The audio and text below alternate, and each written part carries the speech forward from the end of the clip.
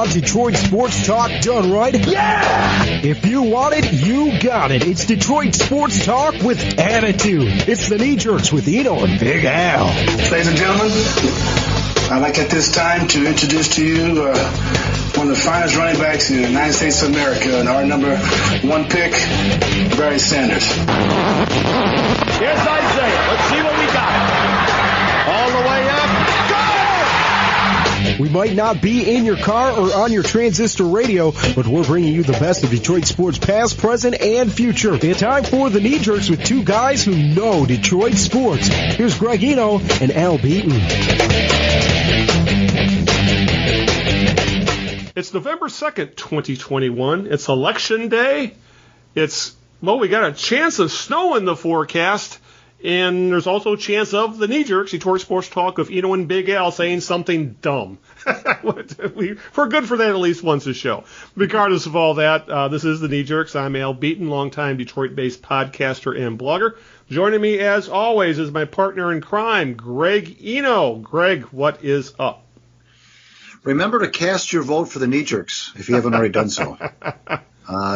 Polls are still open for about another 37 minutes. So, That's right. I always vote to absentee anyway. I don't even want to leave the house to go vote. It's so simple to do absentee. I don't know why everybody doesn't do it, but well, we had that whole discussion, a year ago. So, are you sure you're not committing election fraud? Yeah. Oh my God! Yeah, and that's another thing that reminds me why I hate this World Series. We were talking about before we started recording about a certain someone was there for Game 4. Yeah. So anyway, What's up, Greg? Well, good to be with you. We're going to be going sans guest tonight. We've been having guests lately. We were on a nice little roll there, but we're going to just go the two of us tonight. Al and I. We're going to talk about a number of topics. We got some Lions going on in there, of course. We've got maybe the aforementioned World Series. I don't know. Definitely some Red Wings, some Pistons going on, Tigers. We'll talk a little bit about that. But before we get to any of that, Al, we're going to play first of all, I should say that I am Greg Eno for my work. Yes, you are, as a matter of fact. I almost forgot to say that. So read me every week. I got a piece there this week on Chris Spielman. That's yes, we will touch on that in our topics. So a little bit later on, we will. But before we get to any of that, let's play a game we like to call Whose Birthday Is It, Maestro? We baked you a birthday cake. If you get a tummy ache and you moan and groan and woe, don't forget we told you so. Happy birthday! Happy birthday! Everybody knows how we play this game by now. I would think they would anyway. I give Al a clue or two or three of an individual whose birthday is today in the world of sports. And if Al can correctly guess that person within the first two clues, he will receive a Murphy bed installed into his wall. I think the last Murphy bed I ever saw was probably in a Three Stooges short. So I don't think I've ever seen a Murphy bed in real life anyway. Right. So, yeah. Right. But, shit would always get trapped in the damn thing, so. I know you're a big Three Stooges fan. That much I do know. This person now made his name in a couple of sports, actually. Baseball and basketball. All right. He was born on this date in 1942. He's 79 years old today.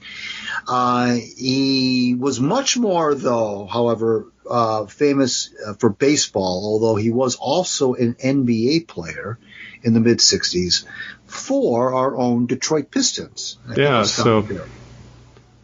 So you're more famous as a baseball player, you said.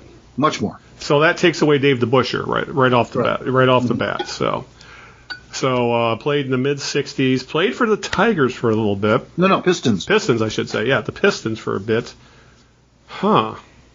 And then authored an 18-year pitching career. Huh. Oh, let's see. And he said he was born in 1942. 42. Is it Jim Cott? No, not Jim Cott. I think I'm headed in the right direction. For some reason, that stuck in my brain. So at least I didn't blank on this one. At least I had a relatively educated guess of an old guy. So Right. All right. Well, Greg will try to keep me from winning a Murphy bet that I won't know what to do with shortly. But we need to get into the topic so we can keep this podcast under 2 hours for the first time in a couple of shows. So we got to talk about the Lions because, one, that's the hot topic in town considering what happened on Sunday and what happened the week before out in L.A., and the fact that, well, Greg, 0-17, it looks more and more like it, at the very least, is on the table. Even the Lions themselves brought it up. Tracy Walker brought it up, after the game, that said if we don't turn things around, we're going to be 0-17. And obviously, this is the second. This was the second game of three. The last three, they've had 2 games at home where they've looked awful. I mean, they were blown out by Cincinnati. Were blown out by the Eagles. In those 2 games at home, Greg, the last 2, they've been outscored 78-17. And honestly, the Eagles game, what was it, 44-6? It wasn't even that close. It really was. They lost by 38 points to a 2-win team, a team that had a fan base viciously already turning on their head coach.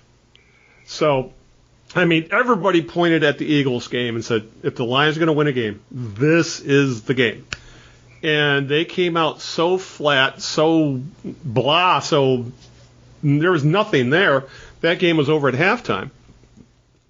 Obviously, when they went to L.A., Dan Campbell pulled out all the stops, trick plays, very aggressive, and nearly pulled off an upset. They stayed with the Rams up until the end, close to the end of the fourth quarter, until a Jared Goff interception, of course. But this game here, Greg, especially now we got 2 weeks to stew on it because they're now on a bye. They're off next week. So so I get to watch Red Zone all damn days. That's much more preferable than watching the Lions.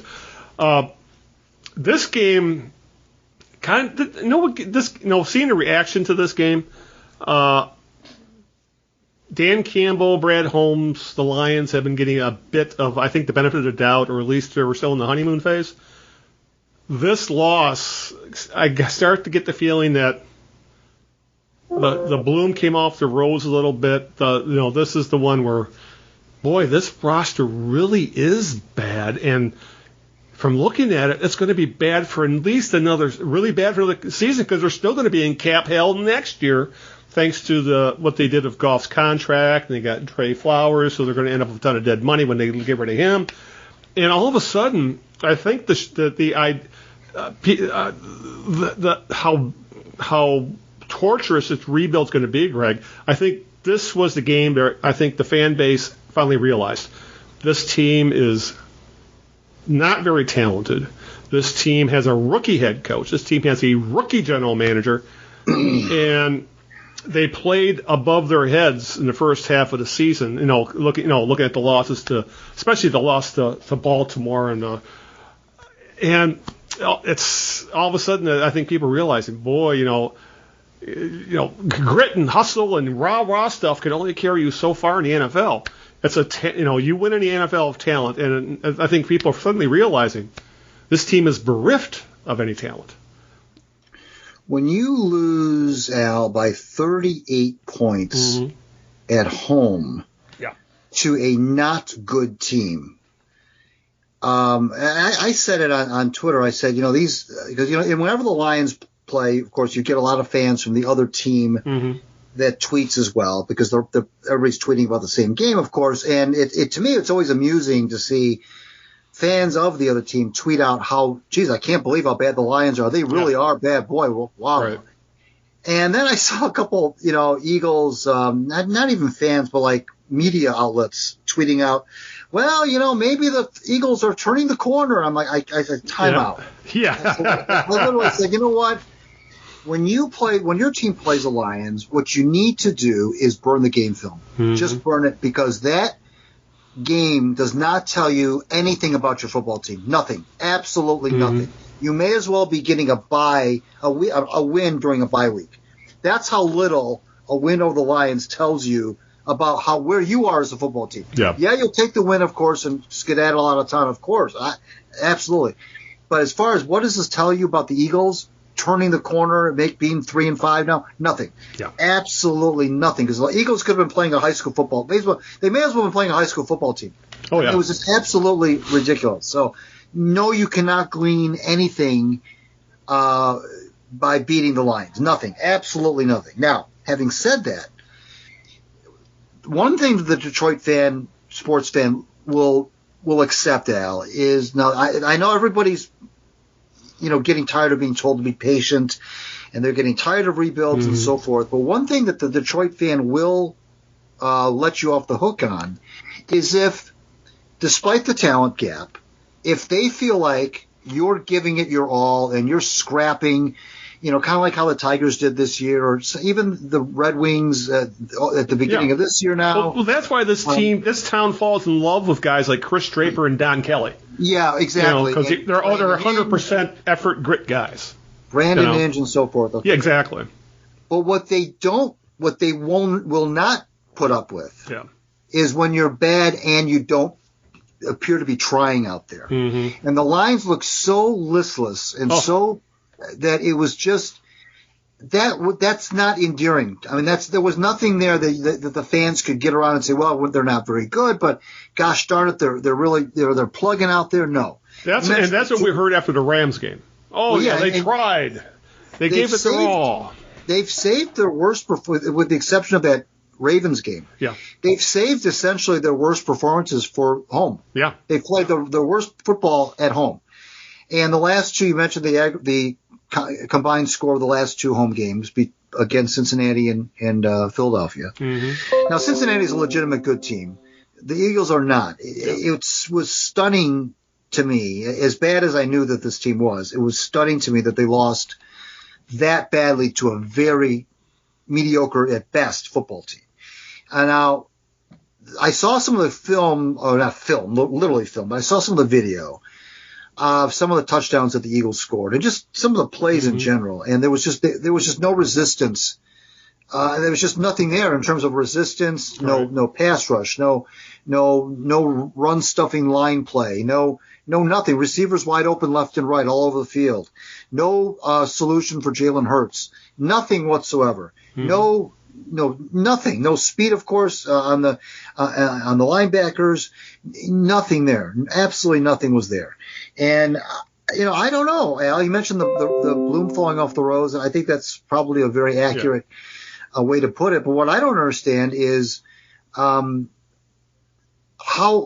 they can, how can you be so flat and look so bad for a National Football League game? I mean, what is he telling these guys leading up to? Campbell, he put a lot of it on him. Even that goes a little bit. Oh, that only goes so far, by the way. When you keep pointing the finger at yourself and saying, well, this is me, it's on me. Okay, fine, but fix it. Fix it. If it's on you, fix it. If it's truly on you, you're the only one who can fix it, right? So fix it.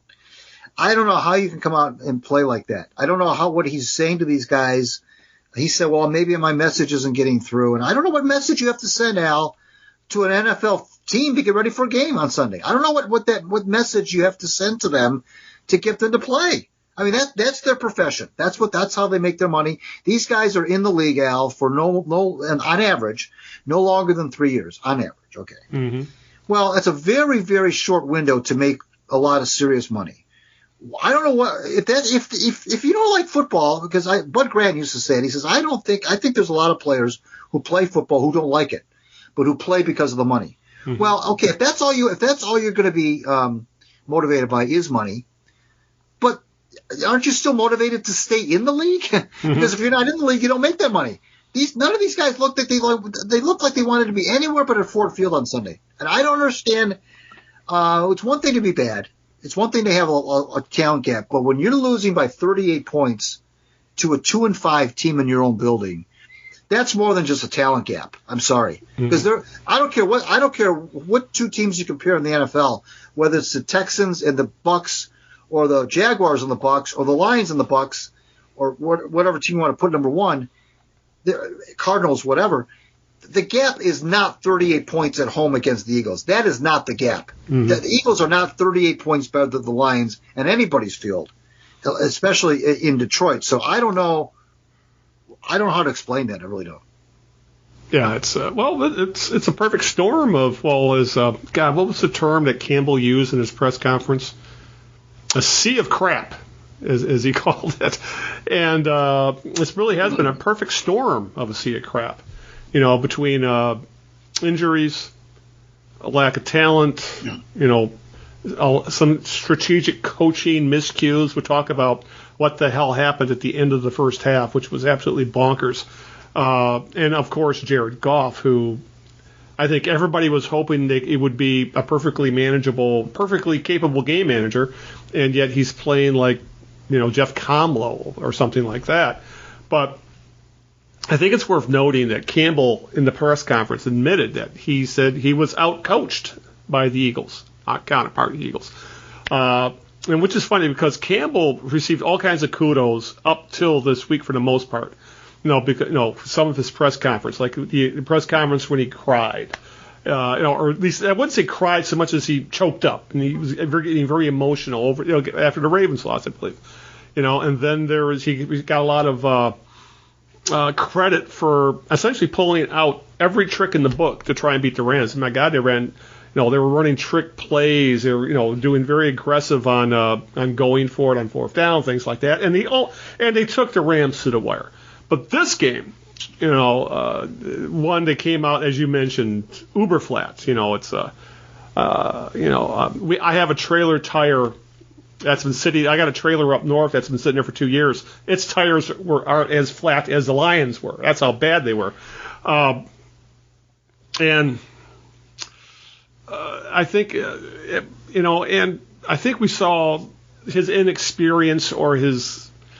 I'm not sure what to call it, because what he did at the end of the first half was absolutely unfathomable. I don't know what he was thinking. Goff completed a pass to DeAndre Swift, got them to the Philadelphia 26-yard line, 33 seconds left. Okay, you're thinking. And they had, I believe, 2 timeouts, 3rd and 1. And you think, call a timeout. Call a timeout, decide what you're going to do. At the very least, you're going to get a field goal out of this, But whatever happened, it just spun out of control from there. Campbell either has to decide, I'm going to be aggressive, get a touchdown, or we're going to settle for, we'll at least get in field goal range. So he didn't call any timeouts at all. The clock ran all the way down to 13 seconds, and then Detroit ran the ball for no gain. Then he calls a timeout. So, okay, it's obvious. All right, you're going to kick the field goal, right? That's 4th down. You're at the 22-yard line, 13 seconds left. You're now yet on 4th down, Greg, Campbell called a pass. Goff is sacked. That was the end of the half, and it was bizarre because. Why stop the clock when they did? Why go for it there? Why do what they did there? Because, okay, you convert on 4th down, then none of that made any sense. That I have no idea what they were thinking at the end of the half there. I don't know if he outsmarted himself, if he kind of lost track of what exactly was going on. None of it made any sense as to how you handle the clock and how you handle the scoreboard at the end of a half. They left at least 3 on the board, probably at least 3 points on the board. Not that it would have made any difference. They were down by 17-0 at the time. Right. But it's the fact that I'm all for being aggressive.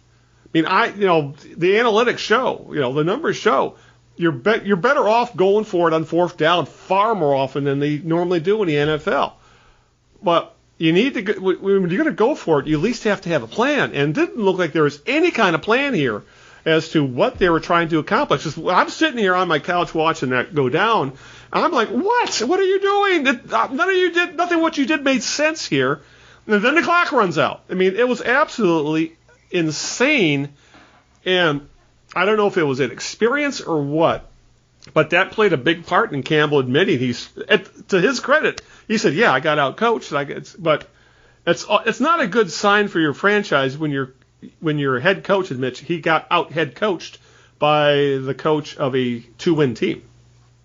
Who himself, by the way, is not exactly George Halas either, by the way, on the other side of the sideline. Yes. Well, they talk a lot about young players, no matter what sport it is. Young players, the term that they use for young players is the game speeds up on them. Okay, It gets fast for them, and that's when mistakes happen and so forth. And that's when young players can look like young players. Right. And I think, Al, it might be the same case with coaches. It might be the same case with rookie coaches that last minute or so of in any given half can maybe speed up on the coach too, because I agree with you. There was the couple of the fourth down plays that come to mind was what you just illustrated on Sunday, and also I think it was against I want to say it was against the Bears in Chicago, where they went for it on fourth down, and they didn't look organized on either fourth down play. They didn't look like they had any sort of, like you said. Yeah, they didn't call a timeout. Yeah, there was no level setting or any sort of let's just take a deep breath here. Yeah. Just kind of let's calm things down for 30 seconds and just kind of situate ourselves. It was kind of like rush. The play in Chicago didn't work out because they looked like they were just running to the line of scrimmage and just freelancing it. And same thing here, what you're talking about at the end of the first half against the Eagles, same kind of scenario. Rush, frenetic, not in control of themselves. And it didn't look like it wasn't like designed to catch the defense off guard. They were just themselves. They were chaotic. Yeah. So, you're right that ultimately, of course, it was not going to matter ultimately in the outcome of the game. But these are the things, though, that at the time it was still only 17-0, and as bad as that half was, you go into the halftime at least scoring 3 points anyway. Yeah, maybe there's a little bit of juice coming out of halftime. You got something going on. You got on the scoreboard. It's a 2-score game. You still got 30 minutes to play. But yeah, you leave these points on the field and in this going for it on fourth down, Al. I know what you're saying about the metrics and analytics and so forth, but you also have to look at your team and where you're at as an organization and what you got at your disposal. And sometimes it is better to just get 3 points. Now, if you're talking about going for it on fourth down at the 42-yard line or something where you're out of field goal range and you got a couple yards to go, I'll buy that. You get down into field goal range, and this kid Seider, by the way, who's been kicking for them. I know he missed a field goal Sunday, but he's doing okay. He's holding his own back there. I don't feel like the field goal kicking is really in doubt right now. I think he's been kicking well enough, made some good kicks. This guy can kick you a field goal. He can get you a 45 to 50-yard field goal most times.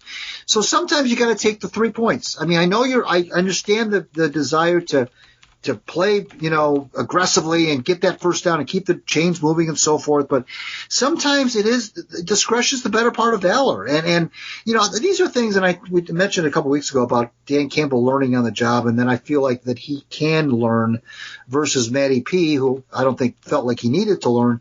So all you can do now is just hope that he takes these things. At least there was some self-awareness now. At least we got in the post-game presser, he said, I hated what I did at the end of the first half. I hated it.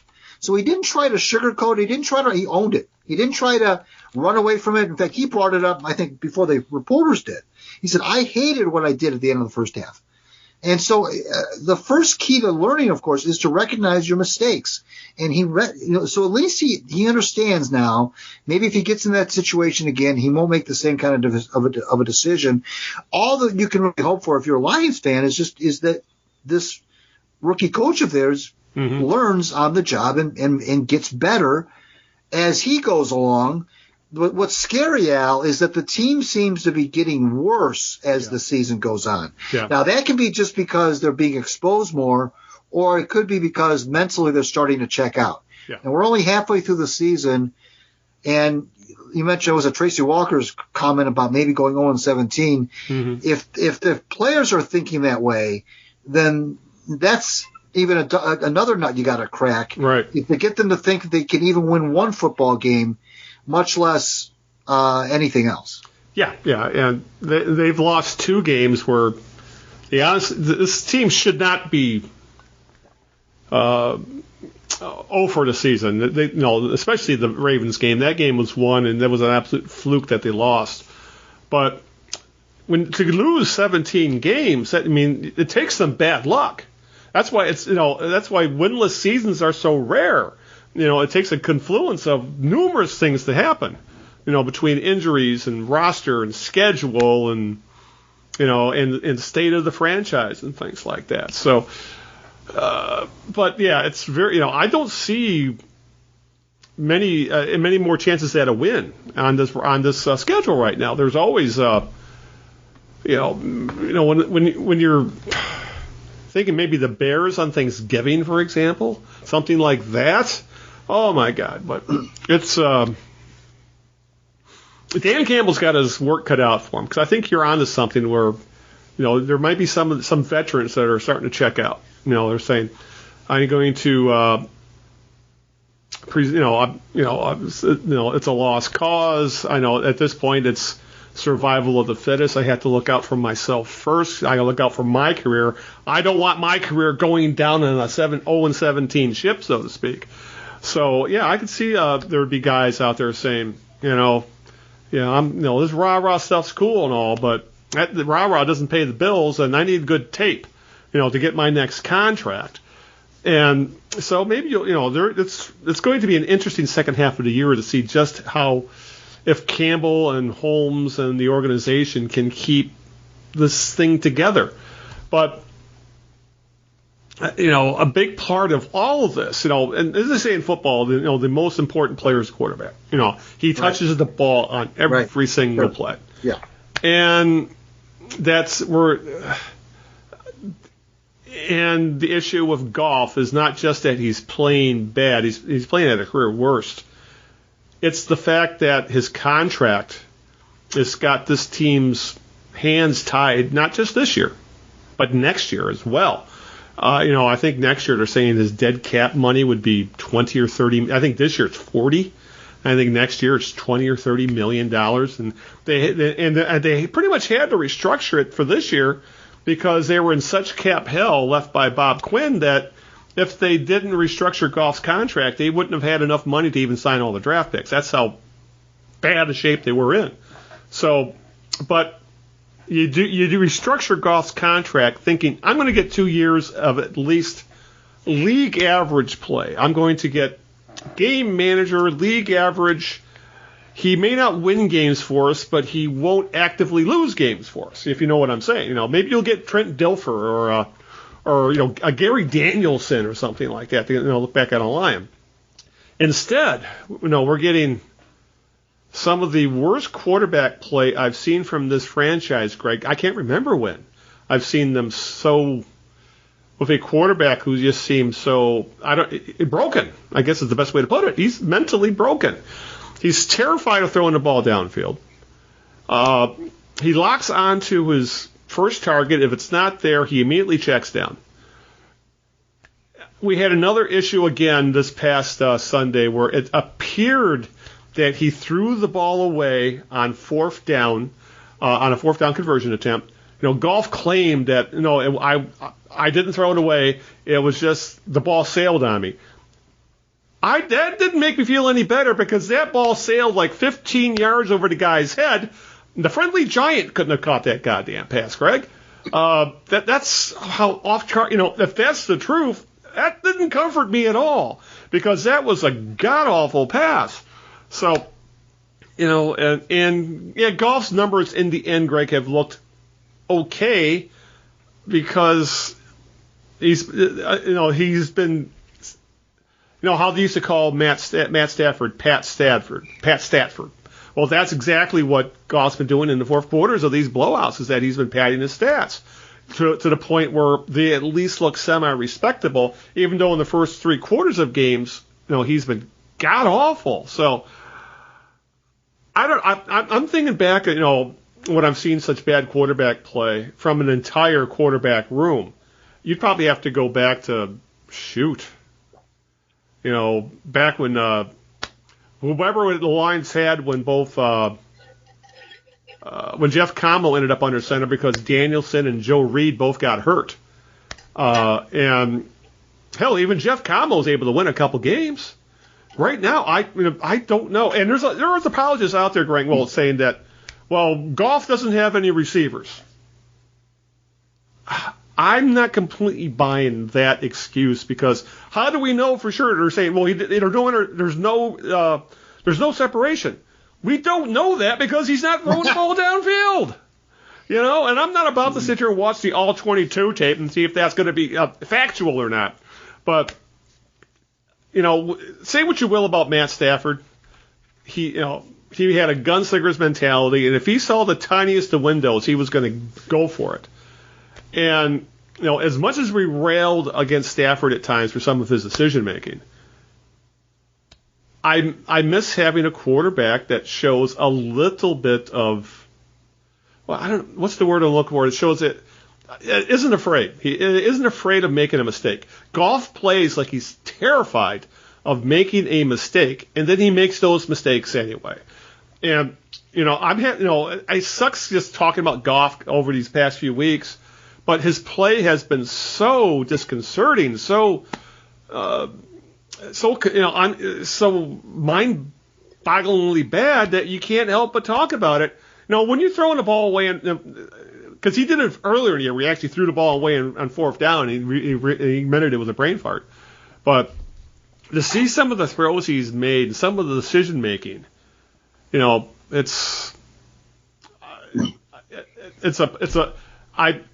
I'm not expecting Goff to go out and win games, but I wasn't expecting Goff to go out there and lose them, and that's what he's doing. He's playing a big part in why this team is winless. And if they had even competent quarterbacking, Greg, I'm talking league average type quarterbacking, they got 2 wins, easy, probably maybe even 3.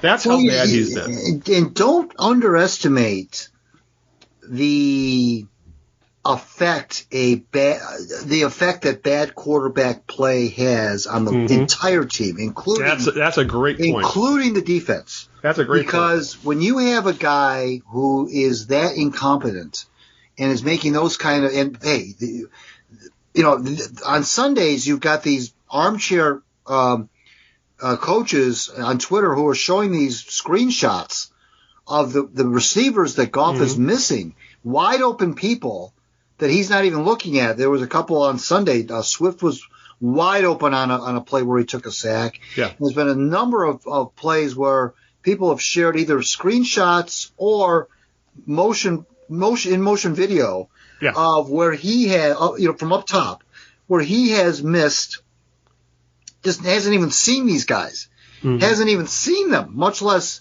throw it toward them. And there's that. And there's these other mistakes that you're talking about, and there's this like you said, being afraid to not make a mistake and so forth.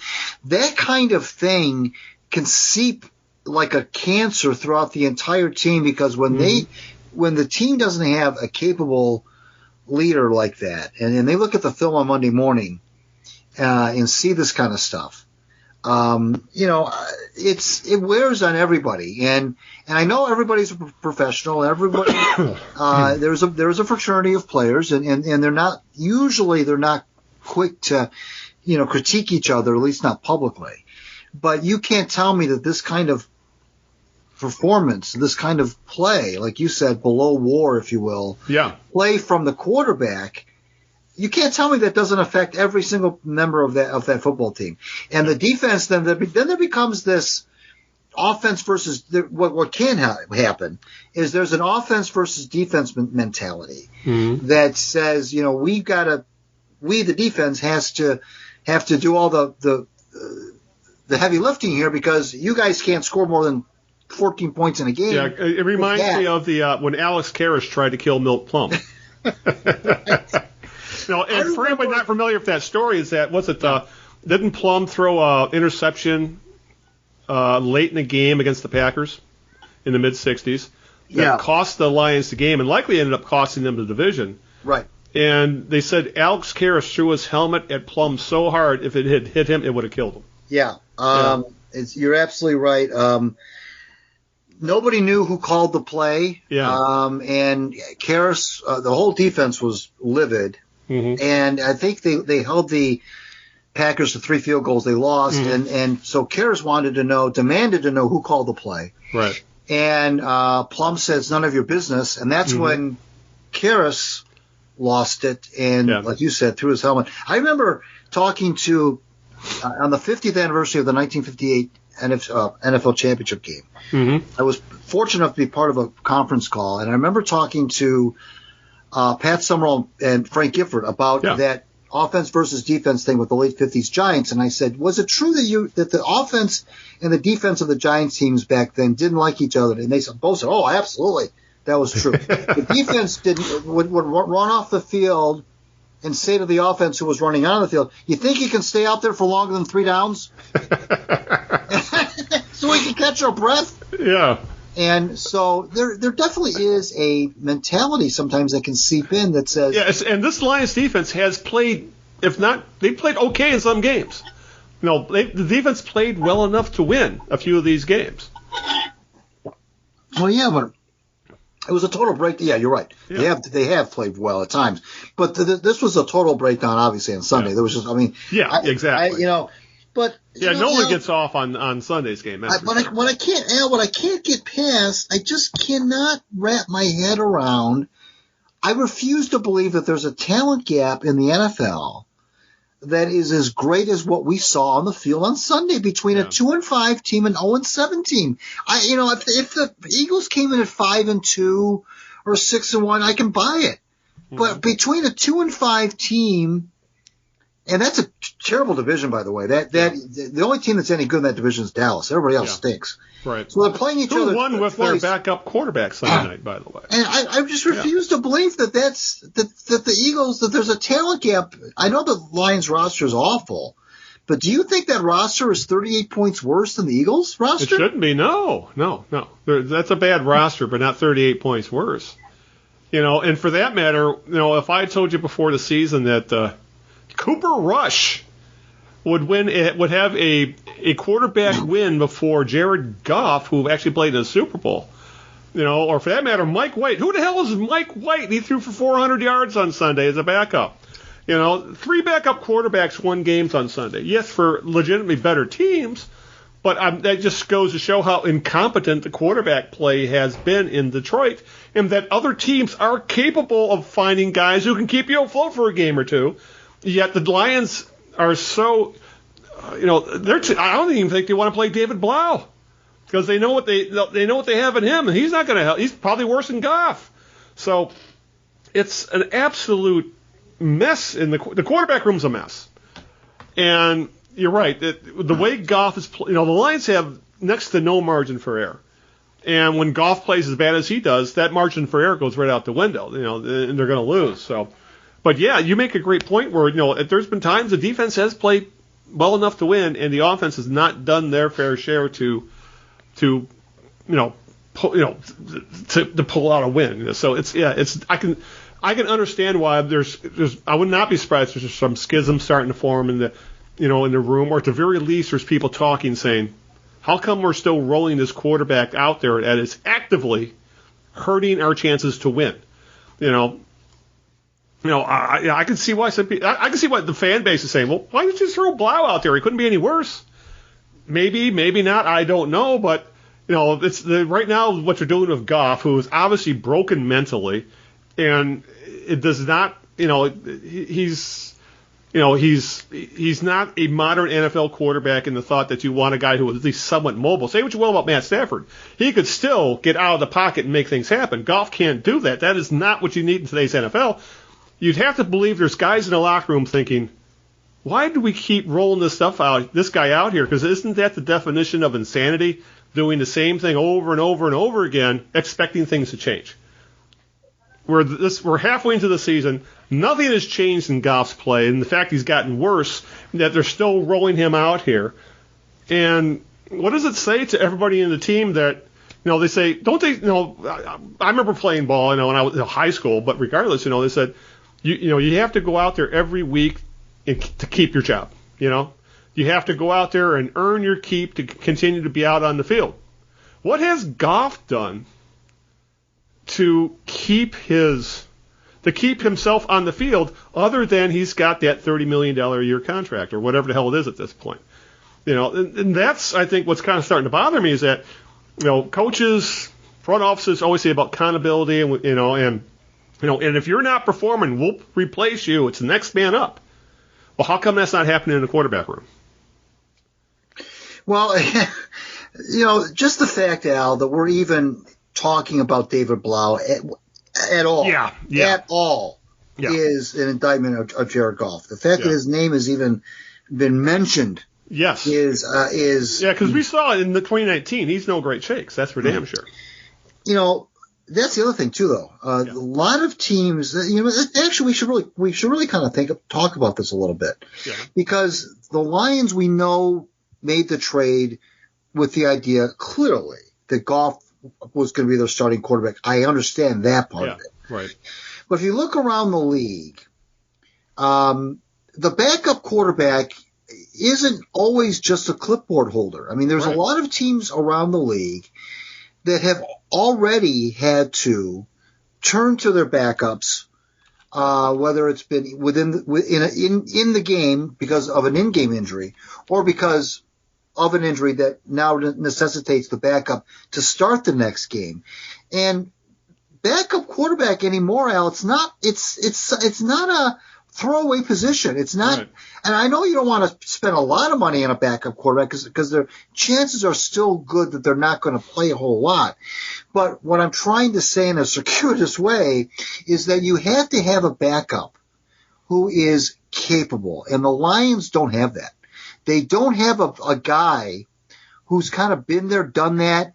I know they had Matt Castle. It was a year or two ago, and they've occasionally put people in that role who do have NFL experience, who've started games, who've won a few games here and there.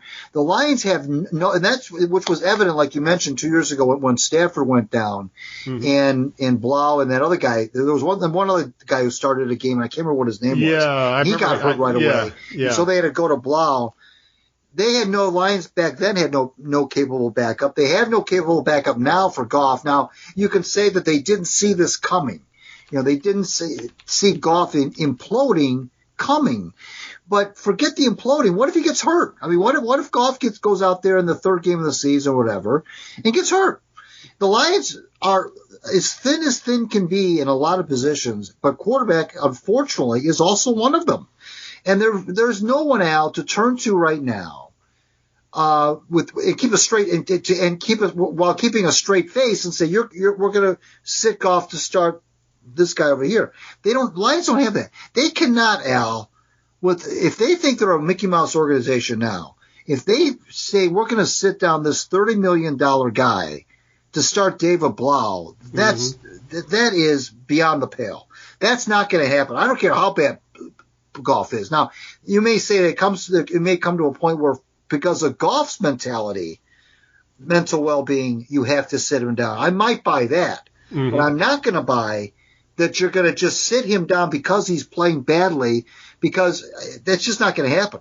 I mean, the Lions are going to stick with this guy for as long as they can until he gets hurt or until he just can't handle it anymore mentally. Now, he may say after 11, 12 games, I can't do this, or I'm not kidding. I don't think he would necessarily quit on the team and say I'm mentally screwed up, I can't play anymore. Right. But the coaches are going to decide that. They'll decide whether or not this guy is it's going to do him more damage than good. Forget the team because the season's a wash. If they feel like it's going to do Goff more harm than good to put him out there, because he's not old. He's still got if he wants, he can be a backup in the NFL for the next 5, 6, 7 years. He really can. Yeah. So he still has a somewhat of a future. Once this contract runs out, that's it for the big money. I mean, he's made his money. He's not going to make any more. But he could still stay in the league as a capable backup, maybe come in and maybe win a couple of games for another team. So he's got a future. So the Lions, as much as they don't want to, eat crow with this Goff thing, may have to say sooner or later it's doing him more harm than good. Now, you could say that, how much more harm can it do to sit him in favor of David Blau? That's got to be the ultimate indictment. But sometimes, a guy just has to be replaced. I don't think he's going to be replaced strictly because of bad play. I think he'll be replaced if the coaches feel like it just doesn't do him any good. Now, that's going to be kind of a hard sell, though. I know right now, Al, the fans are crying for Blau. I can't believe I'm saying that, but they're saying that, okay. But really, they don't really want to see that. They don't really want to see their starting quarterback, who's being paid $1 bajillion, sitting on the bench in favor of this clown Blau. I mean, they really don't. They may say that because they're so frustrated with how Goff is playing, but they really don't want to see that. They would rather Goff, improve his play, and they'd rather go that route. They do not want. They may think they want to see David Blau, but they don't. They really don't, because once you put him in there for a couple of series, you're going to say, "Oh my gosh, what were we thinking of? Put Goff back in." That's what's going to happen. Yeah, well, maybe they're just waiting for Tim Boyle to get healthy. But by the way, the quarterback you were thinking of is Jeff Driscoll, right? Who got 3 starts in 2019, got hurt, and I just looked him up. He's actually he's on the roster of the Texans. Another team with major quarterback issues, to say the very least. But I was actually shocked he's still in the league. But again, that also goes to show you that Jeff Driscoll has an NFL job. It was on the practice squad, but still, that's how there are not 32 starting quarterbacks in the world. 30, and there's definitely not 90. If you're talking about backups for each team. So, yeah, it's I guess Goff would have to prove to be irrevocably broken, and that he is so mentally out of it that's how the only way they would get away with it. So who knows what will ultimately happen? I would just, for just shits and giggles, I'd rather would see I think Boyle at this rather than Blau, but we'll see what happens once the quarterback room gets a little more healthy. Before we move on, we need to talk about what Chris Spielman said when he was inducted into the Lions Ring of Honor this Sunday, which I know you wrote about it on your Out of Bounds blog. Yeah. And Spielman made a promise. First off, I got to give the Lions credit that they smartened up, and instead of having Sheila Ford Hamp get booed out of the arena, they brought Barry Sanders in to handle all the introductions, and no one's going to boo Barry Sanders anymore at this point. So at least they got smart. I got to give them credit for that. But Spielman made a promise, Greg, and you know what they say about promises? You shouldn't make a promise unless you guarantee to pulling it off. And Spielman said to a very long-suffering fan base, "I promise you, in the near future, the very near future, we will get what we all want. That is my best and honest-to-God truth." Maybe he was referring to David Blau. Yeah. And Greg, how many times have you heard stuff like this before from front offices and head coaches and players, for that matter? That we're turning things around, and this administration is going to be the one to change the toxic culture. No, that's always about the culture in Detroit. And I'm sure Spielman sincerely believes it. We saw Spielman in this town for near a decade, just as one of the best linebackers the franchise ever had, and he's a guy on the field who was capable of backing up his words. But something like this, the odds that this is going to come back and bite this front office on the ass, I think the odds of that happening are pretty darn great right now, because we still don't know if Dan Campbell is a good head coach. We don't know if Brad Holmes is going to be a good GM. We don't know if Sheila Ford Hamp's going to be a good owner. And yet, here's Spielman making promises that I'm going to essentially take you to the promised land. And we don't know how much power Spielman has to begin with. So, at this point, when you're talking to a fan base that has seen one playoff win since the vast majority of that fan base has been born, it's just words at this point. I don't even want to hear stuff like this. Just go out there and do it on the field. I appreciate Dan Campbell's seeming honesty during press conferences and wearing his emotions on his sleeve, but I also don't want smoke blown up my ass. And quotes like this feels like smoke being blown up my ass because this team has 60 years of saying those same words or similar words and not being able to back them up. You know, a lot of the time, Al, it's better to look forward. Many instances, it's better to look ahead, look forward instead of looking backwards. Oftentimes, looking backwards is associated with regrets and water under the bridge and things you can't change anymore. But then there's also a part of looking back that is more nostalgic and comforting to people and, hearkening back to a simpler time and all that other stuff. And I really think, and you mentioned the column that I wrote, I'm a big Chris Spielman fan. I wasn't out to get him necessarily. No. But I just felt like, we just got past this awkwardness with Calvin Johnson going to the Hall of Fame in August and how he didn't talk to the Fords and he didn't talk to anybody really associated with the Lions that much. He didn't mention the Lions in his acceptance speech and so forth. Mm-hmm. And you mentioned the big booing that Sheila Ford-Hamp got when she, introduced Calvin a few weeks ago to get his ring. And so they switched gears and they had Barry Sanders do it, which was, like you said, was a wise decision. But so they tried to avoid that awkwardness of Sheila Ford-Hamp going up in front of yet again, just a few weeks after being booed out of the stadium. But now here comes Spielman, and I appreciate.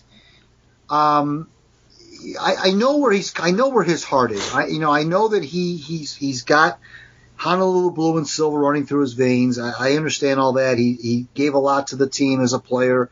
He came out of the broadcast booth last year to join the front office because he really thinks he can make a difference. He's trying to learn to be a front office guy. He's dipping his toes in all sorts of different waters, and I appreciate all that. I hats off to the guy for doing it, really. Mm-hmm. But I think where it went awry, and this is where the Lions, again, even when they try to avoid awkwardness, it seems to find them.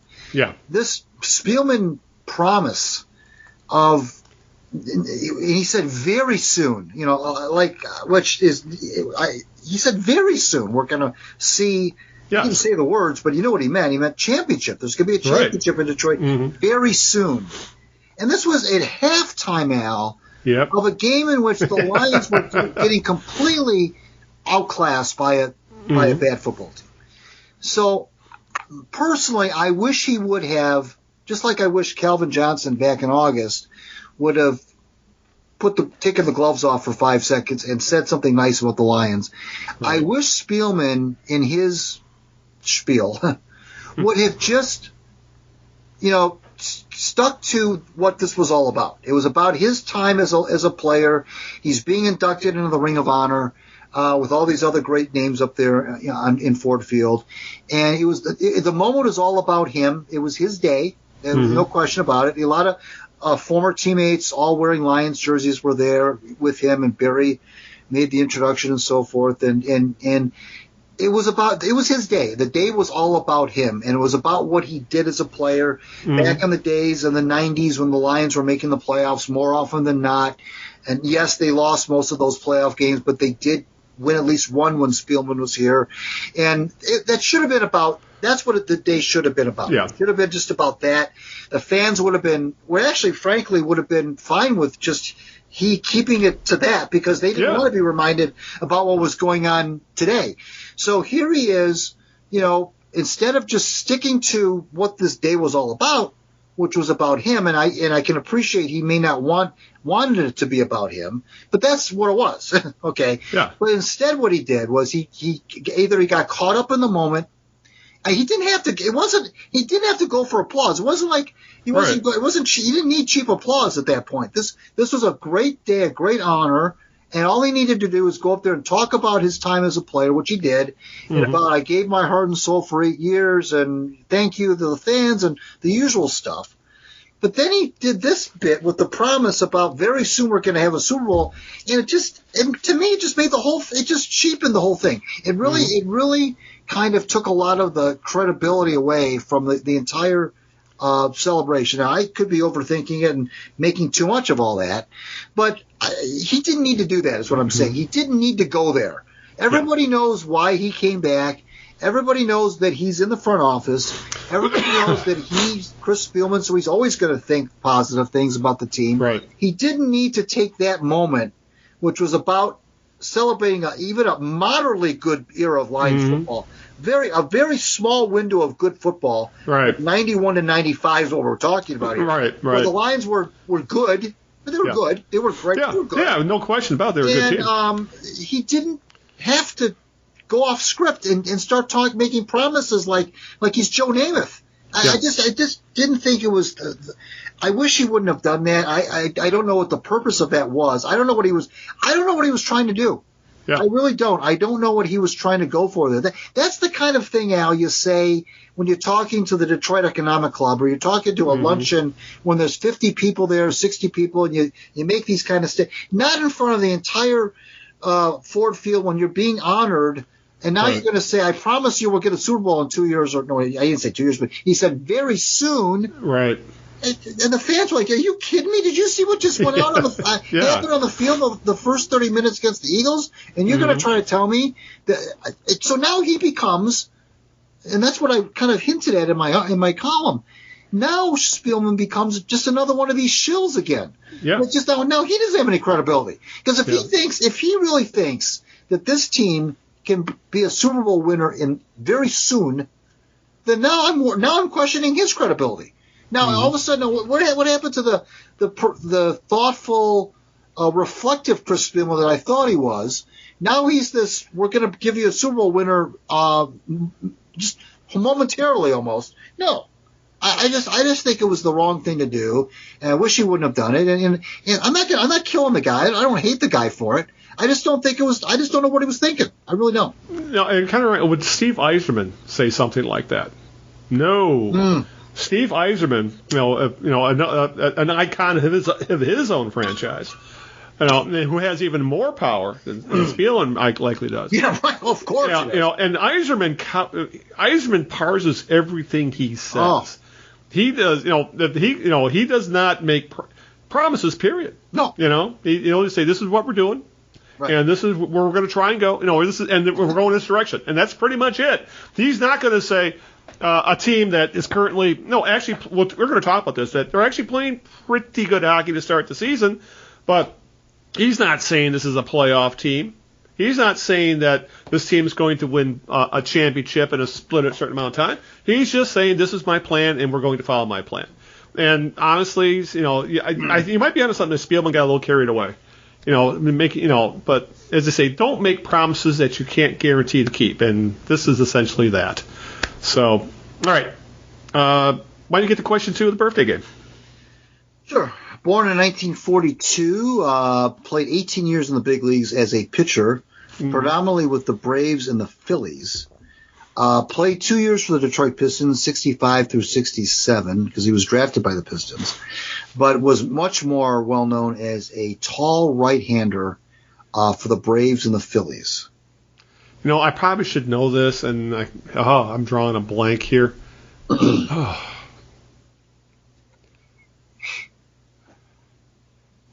God, the thing is, you probably tell me, when you ultimately tell me who it is, I go, how did I forget that?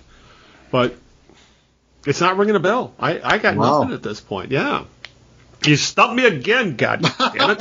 No Murphy bed. No, yeah, well, actually, I'm kind of relieved at that part. So I would get trapped in it like Shemp would, so. All right. The kind of segue, as we were talking about, Steve Eisman's kind of snuck into our Lions conversation. The Wings are above 500 right now, Greg, even though I believe they're losing right now to Montreal. They are playing as we are recording. They entered tonight's play, 9 games into the year. They are 4-3-2 with 10 points. They're in the middle of the pack of their division, and they're playing some fairly entertaining hockey.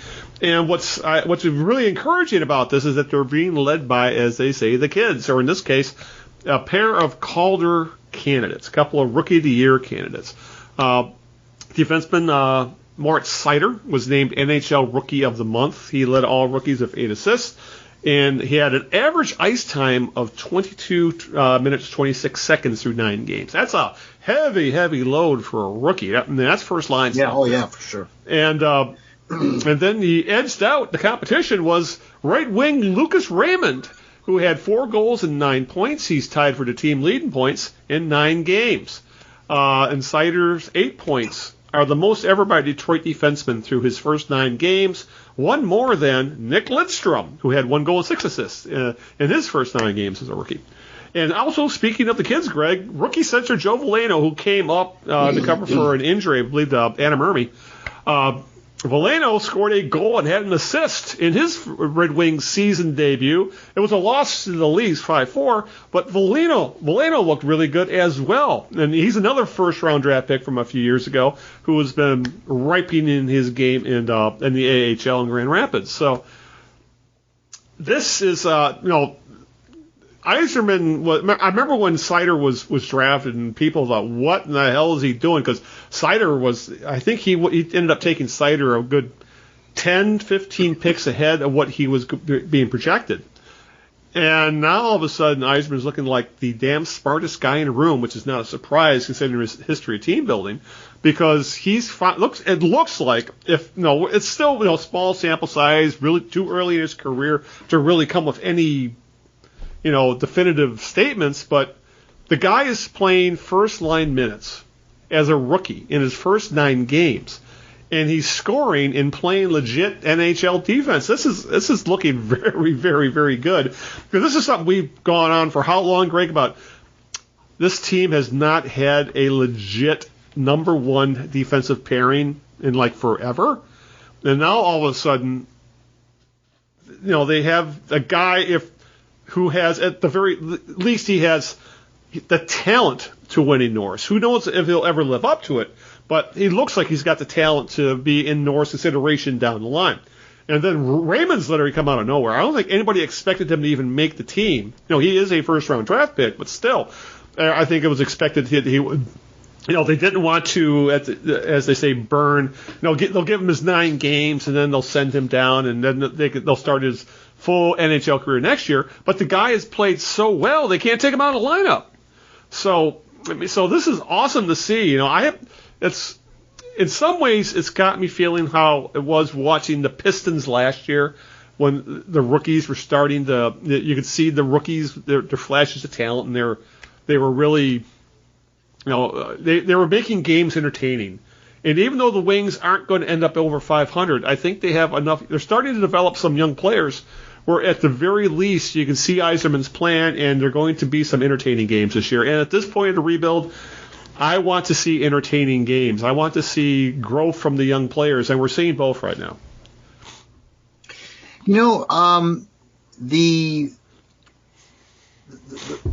What Jeff Blashill said the other day, he said that the difference between this team this year and the teams of the past few years is depth. They feel like they have more depth.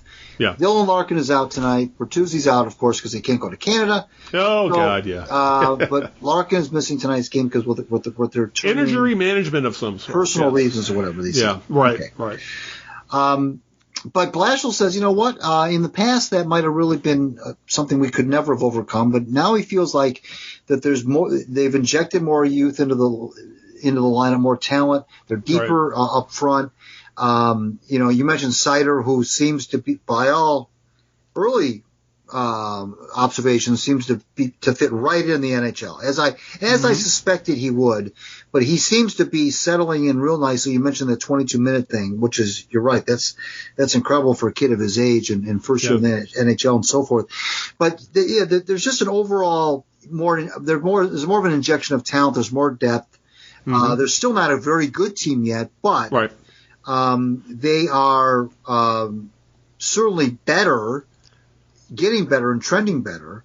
And I think they've got the fans kind of excited too. I'm seeing a lot of chatter about how exciting the fans seem to think this team is. A lot of young talent, young forwards. I think some of these kids are really starting to grow quickly on the fans, and they've actually gotten better goaltending out of Grice than they have out of the big kid they got from Carolina, whose name I'm not even going to try to pronounce. Right. Grice has actually, I think, played better of the two, which Grice went into the end of the season is ostensibly the backup. But for the most part, the young talent is coming along. I think that the Red Wings really haven't ever looked that. The only time they looked really bad was against the Canadians at home, where they inexplicably got just slapped around by a team that hadn't done anything. Mm-hmm. But now here they are in Montreal, losing 2-0 as we speak. But for the most part, they've played good hockey. They've their power play is still a work in progress. It's not quite as bad as it used to be, but it's still not good. But they don't seem to be making, with the exception of opening night when everything kind of fell apart on them. They haven't really been that bad in their own zone. They've kept the mistakes to a minimum. And I think this team will be a fun team to follow because I don't get the feeling that they're as outmatched as they've been. Right. Yeah, it's refreshing to see a Wings team with at least some young talent, which been, at least I should say top shelf young talent, because some of the draft picks that towards the end of I'm drawing a blank on the last GM. God damn it! You know what I'm talking about. Holland? Yes, I can't remember Ken Holland's name all of a sudden. I thought I was wrong. That game that got blown out against the Canadians was in Montreal. That was in Montreal, yeah. But the last few years, Holland's top draft picks, they really seem to be of the high floor, low ceiling type. Right. Rasmussen is an example. Yeah, right. He's essentially a third, fourth line guy, a power play specialist type. He's a role player, and that's what most of Holland's draft picks towards the end of his tenure tended to be. And Eisman is doing a little more swinging for the fences, like the Seider one is a big one. It's paying off. Right. And now we're seeing rookies that have much higher ceilings than young players we've seen come through here in the last five, even 10 years. So I think that's really all I ask of, especially when you're rebuilding. You need to take chances with your draft picks. You need to swing for the fences more often, which is something the Tigers seem to be doing more of as well. It's in that they took, for example, they took a high school pitcher in the draft this year. Something that they say, you should never draft a high school pitcher, but they took the third pick overall as a high school pitcher. That is literally swinging for the fences. Right. And Eisman seems to be very confident in his evaluation of players and his staff's evaluation of players, and he's more than willing to, swing for the fences with these players. He's finding some high end talent. So. Hopefully it'll pay off in the end. Right now, they're not going to finish over 500 on the year. They're not going to make the playoffs. But, if I can see if they could keep my interest for most of the year, which they have not been able to do over the last few years. I mean, the Wings for the last 3 years maybe have been an absolute chore to watch. For example, Linda, she's a huge Red Wings fan. When I met her, she was a huge Red Wings fan. She loved the Red Wings. I met her, 9 years ago. I can't remember the last time she's actually watched a Red Wings game. She has completely lost interest in this team because they haven't been very good, but they just haven't been very entertaining. So, they need to get the fan like her back, and guys like Raymond, Seider, and Veleno, some of these other players, maybe hopefully Larkin's taking the next step. That will, we can actually start to see the fruits of a rebuild. Because right now this rebuild seemed at least under Holland, the rebuild seemed to be very slow, very stagnant. Well, I don't know, whatever word you want to use. Well, remember Holland even said, the rebuild could take a decade. Yeah. I remember that quote. Rebuild could take a decade, and if we're lucky, And again, Eisman doesn't say anything like that. He's just putting his head down, doing the work, and he's starting to find players. So, is this team a playoff team now? No. Is this team a playoff team next year? Probably not. They could surprise us. But I think maybe 3 years from now, this team's going to be very, very interesting and definitely in the playoffs. So, how they say, trust the Eiser plan? Well, this is the Eiser plan in action, and so far so good. So. Yep, and maybe Ken Howland said it was going to take 10 years for a rebuild because that's how long it may have taken him. Yeah, or maybe that's how long he was hoping his contract was going to be. Right. That's the old story. When Sparky Anderson got hired, he told, in his press conference, he said, we're going to win the World Series in 5 years. Later on, he admitted, why was it 5 years, Sparky? Because that was the length of my contract. Right. So, yeah. Right. All right. Greg, before we talk a little Pistons, question 3 of the birthday game. Well, I don't know which I'm going to have to give it away, obviously. I don't know either, because you're just going to have to tell me, because I have no idea. Okay, well, it's Ron Reed. Oh, Jesus, that's a deep cut, dude. Ron Reed, yes. A damn relief pitcher. Well, a National League relief pitcher at that. He was a starter for quite, he was more of a starter than he was a reliever. But Reed, he won 146 games in the big leagues. He played 18 seasons. Yeah. I thought you'd get that because he played for the Pistons, and he was one of. I don't really remember him. If this had been like Who Wants to Be a Millionaire, and I would have had a free call, maybe I could have called the coach, and he could have told me. That's right. Well, he was one of Ray Scott's teammates for sure. On the Pistons. Yeah. But Ron Reed, I thought you'd get him. He was obviously very tall because he played the NBA. You did not think I was going to get him. Really? Maybe because I do tend to pull some of these out of my ass. Right, but you know who he is, though, right? Oh, I do know who he is. Yeah, okay, yeah. But the thing is, I had no idea he played pro basketball. Oh, wow. So, okay, well, there you go. That's why. I had but if you had said right-handed relief pitcher for the Phillies in the 70s, I wouldn't have known that either. Okay. So, I would have said, I don't know, did Greg Luzinski do any pitching? I don't know. All right. Let's talk a little Pistons before we start wrapping things up. If we got time, we'll try and touch on the Tigers real quick. Cade Cunningham, along with the Pistons, Greg, are suffering from growing pains. Cunningham has played in just one game. Well, actually, he's playing right now, as a matter of fact, and I should check and see how he's doing as I change the channel on my television. He played in one game. He missed and that was a game the Pistons did win. They beat Orlando, another bad team, 110-103. Actually, that was the one winner, their 1-5 start. Cunningham suffered an ankle sprain in training camp, and the team has handled this injury. You would have thought that he had a heart transplant or something, the way they've been handling it. This talk about kid gloves. This is white glove treatment they're giving him right now. Or the injury was much more severe than we were led on to believe, just say an ankle sprain. Maybe it was a high ankle sprain, something a little more serious. But Cunningham is definitely showing a little bit of court rust right now. He was in his first game, 1 for 8, 0 for 5 from 3. But even though he did have 2 assists and 7 boards, and they had him in a minutes limitation, he only played 18 minutes. And I think tonight has pretty much been more of the same. Let me bring up his numbers for tonight as well. He looks like a kid who just hasn't played very much because he's been hurt. Yeah, let me go up the box here. Yeah, here's Cunningham tonight, Greg. He is 2 of 12 from the floor, 0 of 7 from 3, with 2 boards and 3 assists, and he's played. At least they're giving him more minutes. He's played 24 minutes. That's all the signs of someone who just hasn't played very much. Because this is a guy who shot 40% from 3 in college. So I'm not too worried about that. But this is also, I think, how the Pistons have started this season. They've had a tough schedule. Cunningham's been hurt. They did change up the roster quite a bit in that there's the vast majority of minutes are going to guys under the age of 25, more so compared to last year. And this is kind of showing us that rebuilds aren't linear. Yeah,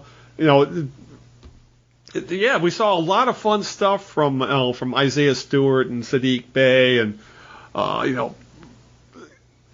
and what we saw from Jeremy Grant, things like that. But it's rebuilds tend to go up and down. They're more like roller coasters that are not even, or the stock market during a depression or something like that tends to go up and down.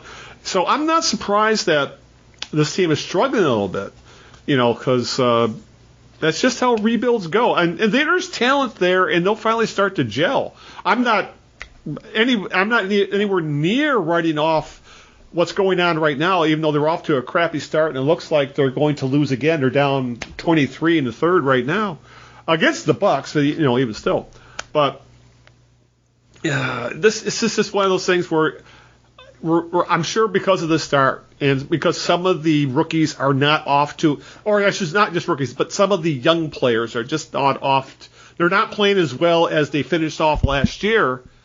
We're going to start seeing some people in the Pistons fan base start to panic a little bit, or start to get upset as to what's going on with these guys. And it's basketball. It's a rebuild, and they've pretty much for the most part have played one of the toughest schedules in the game right now. So this team will get better as the season goes on, but I guess that's the thing I'm trying to say most off, Greg, is that people tend to forget rebuilds are a struggle, and they're just not linear. This team could plateau. This team could easily lose more games this year, and still, and still be encouraging, but they could lose more than they did last year, because last year was like the perfect storm of a tank season, in that they played a lot of competitive games and then would lose by 5 or something like that, or lose by 10. So it made for relatively entertaining games, and then they ended up tanking anyway. This year could be totally different. They could end up winning the same amount of games, or a little less, a little more, but be blown out far more because the younger guys are seeing far more minutes this year than they did last year. So, I'd love to see Cade Cunningham explode, but he's essentially playing point guard with another point guard who can't shoot in Killian Hayes, and it's going to take them a while to get all this stuff figured out. So, do I want to see him play better? Yes. Am I worried? No. No. Of course not. Way too early for that. As much as we all know the NBA, and as much as we all know that NBA teams' fortunes can change rather quickly when you get stud players injected into your lineup, what people sometimes forget is that those kinds of turnarounds aren't really as instantaneous as they think. They're yes. I read over the weekend. I read one of the local beat writers who put together a little compendium of how some of the big name rookies of the most recent years have done in their opening games and opening weeks of their careers. Mm. And there was definitely some cautionary tales there of how it just didn't look all that pretty right away. It took them a little bit to get their feel. And Cunningham, it didn't help that he missed all of training camp with an injury for the most part, and that he didn't play any exhibition games, which did not help. And so now his exhibition season is essentially, and his training camp is essentially, the regular season. Yeah. So that all has to be taken into consideration. You mentioned the opening night performance Saturday was nothing to write home about, but that's okay. You got to start somewhere. I'm not worried about him. Your assertion of the Pistons, that rebuilds aren't linear and the Pistons could take a step backward. When we talked about this with City Hall 2 weeks ago, we all said maybe they could win as many as 30, possibly 35 if everything goes right, but more likely it's somewhere in the 20s, which is, I know fans don't want to hear that because they're tired of that, frankly, but that's probably what's going to happen. There's still a lot of youth. Everybody's still trying to find their way. Killian Hayes is still has a lot to prove, and his rookie season was sidetracked a lot by injury as well. And now he hasn't been able to play with Cunningham because of Cunningham's injury. So that's all that has to be taken into consideration. The Bucks can't come in tonight; they're 3-4, which is very un-Bucks-like of a record. Yep. But the Bucks are still one of the better teams in the conference without question, because anybody who's Giannis is going to be. So there you have it. I know that. Everybody's sick to death of hearing patience. I understand that. Yeah.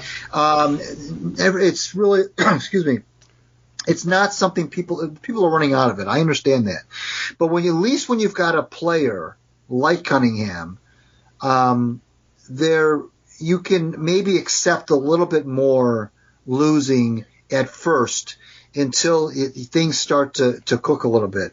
It's not like Isaiah Thomas and Kelly Tripucka in 1981 when they came in and took the team from 21 wins to 39 in 1 year. That's probably not going to happen, but they are building and even City said it 2 weeks ago, he feels like it's a very, and he knows better than anybody because he follows this thing 24/7.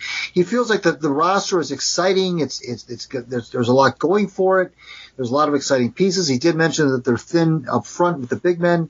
But other than that, he says he thinks this is an exciting roster that should entertain, if nothing else. But they still can't shoot, Al, and that's the thing. They're just still not a very good shooting team. And the NBA, if it's nothing else, it's a shooting league. Right. Yeah. And that's the good point to drive home, that they still lack shooters. Yeah. They really do. Yeah, and that's where for example, if you took Steph Curry off the Warriors and put him on the Pistons. Can you do that? Really? Yeah. No, seriously, if you just did that, if you just said, okay, we're going to take this guy and put him on this roster, I bet you the Pistons would win almost half their games. That's how important a guy like Steph Curry could be to a team like the Pistons who can't shoot straight. They've got to get that figured out. Athleticism is great. Having slashers is great. Guys who can play above the rim is great. But unless you can put the ball in the basket from further than 25 feet away on a relatively consistent basis, you're not going to win. And that's just the way the league is designed right now. I can spot you a bunch of points in the paint. Points in the paint are great because a lot of times points in the paint mean you're getting a lot of offensive rebounds and you're scoring that way. But I will spot you that if you give me my 35 to 40% or 40 to 45% 3-point shooter, I'm going to beat you every time because 3 points, guess what, are more than 2. So if you can shoot, good from the outside, it's kind of like the run and pass game in football. They always say the run sets up the pass. If you can shoot well from the outside, you're gonna get those 18-foot jump shots, and they'll mean more. Yeah. If you can shoot 42% from 3-point land. I mean, that's just the way the game is built right now. And until the Pistons can shoot straight from the outside, all this other stuff isn't really going to matter. So they got to shoot better. Yeah, exactly. So it's a process, as they like to say in Philadelphia. So, but yeah, it's. I just hope that Cunningham ultimately lives up to the hype, but it may take him a year or two. Giannis didn't become the Greek freak till about 4 or 5 years into his career, for example. So it took him a while to figure out. It may take Cunningham a while to figure out. Even though you're the first pick of the draft, and that's the other thing people need to remember about Cunningham is that he didn't come in. He's not a quote unquote scorer. Right. They draft him because he supposedly can do it all. He can pass, he can shoot, he can defend, and we saw a lot of the defense. It's obvious he can play defense. He puts in the effort for that. He does. He does a little bit. He can rebound, as we can see. So, he's not going to be a guy who's going to. He may not end up putting up 30 points a game, but but if he turns out to be, you know what I'm talking. You know what I'm trying to say is that if he's scoring 30 points a game, it's probably not very good for the Pistons. I'll just put it that way. All right. To wrap things up, let's talk about Tigers. Just because there's not much going on with the Tigers right now, Greg, obviously, because most teams are not going to announce big news during the World Series for the most part anyway, especially the Tigers really don't have anything going on at the moment. But there was a bit of, I wouldn't call it a kerfuffle, but there was a little spike in interest when Miguel Cabrera asked Justin Verlander to, quote-unquote, return home on social media.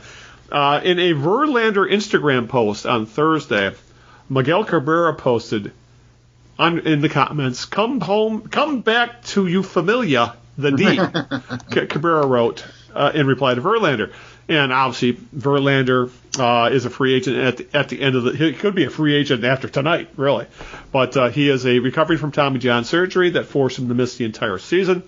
And the Astros could very easily give him a qualifying offer, which would be $18.5 million, and Verlander would be crazy to turn down that kind of money if that's what the Astros end up doing.